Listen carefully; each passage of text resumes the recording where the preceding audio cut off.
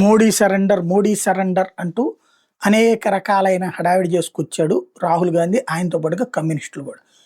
Surrender అంటే అమెరికాకి లొంగిపోయాడు, ట్రంప్కి భయపడిపోయాడు, బెదిరిపోయాడని. నిన్న కూడా పాపం ఇటాలియన్ ప్రధానమంత్రి అయితే పోరా అంది ఇక్కడ. మోడీ నిన్న అక్కడ ఆయన అందరు ఎదురుగుండానే కదా మాట్లాడింది.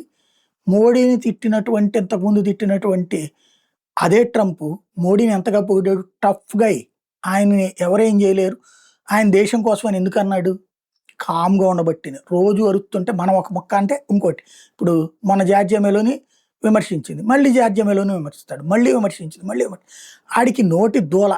దారిని పోయేటప్పుడు పెంట కుప్ప కనబడ్డప్పుడు దూరంగా వెళ్ళాలి, కానీ ఆ పెంట కుప్పలో రాయేస్తే మన మీద పడుతుంది, కంపు అవుతుంది. వాడు నోరు అట్లాంటిది. శశి థరూర్ అందుకే రాహుల్ గాంధీకి సరైన సజెషన్ ఇచ్చాడు.